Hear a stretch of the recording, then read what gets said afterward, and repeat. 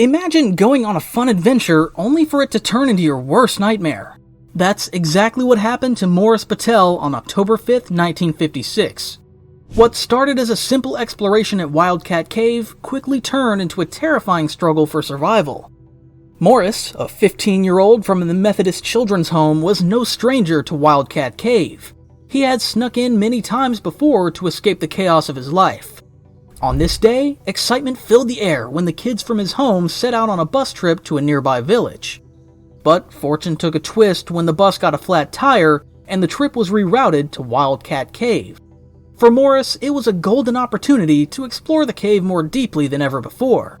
He eagerly set off with his friends, not knowing that this adventure was about to turn into a desperate fight for survival. During a school trip, Morris got separated from his friends while exploring the cave. As he navigated a tight passage, he became trapped between two boulders, stuck upside down for over 24 hours. Despite desperate efforts to free himself, Morris was unable to move.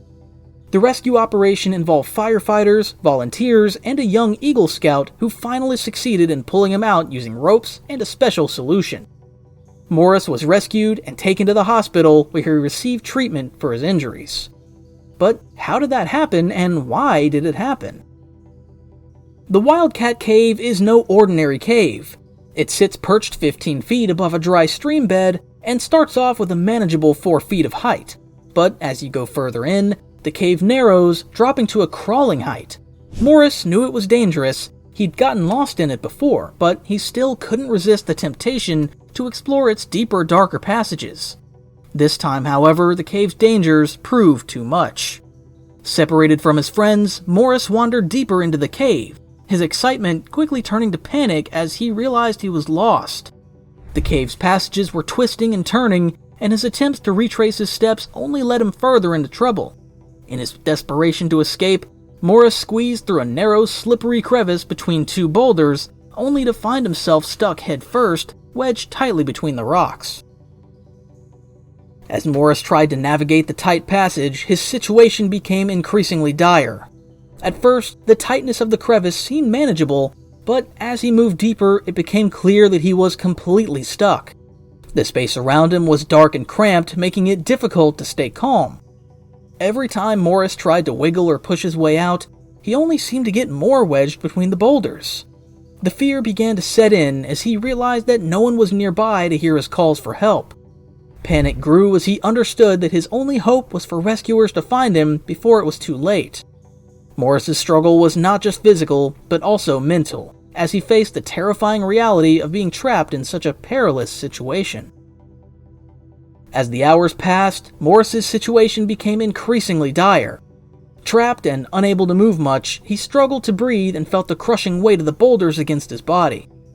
Every attempt to wiggle free only made things worse, causing the rocks to press tighter around him. With each passing hour, his hope began to dwindle. He was alone, scared, and slowly losing the strength to keep fighting. The panic grew as time wore on. Morris's friends had left the cave, assuming he had made it out, and it wasn't until an hour later that his absence was noticed. When the search began, it was clear that Morris's plight was serious. His teacher and a few boys managed to find him, but the rescue was anything but straightforward. Despite Pal's best efforts, including trying to pull him out with a belt, Morris remained stuck. The rescue operation quickly turned into a desperate race against time. Firefighters and rescuers, led by Fire Chief Paul Codera, arrived on the scene, trying various methods to free Morris. They brought in a portable generator for light and pipes to supply oxygen, but the cave's narrow confines made the situation incredibly challenging. Drilling or using dynamite was too risky, as it might cause a cave-in.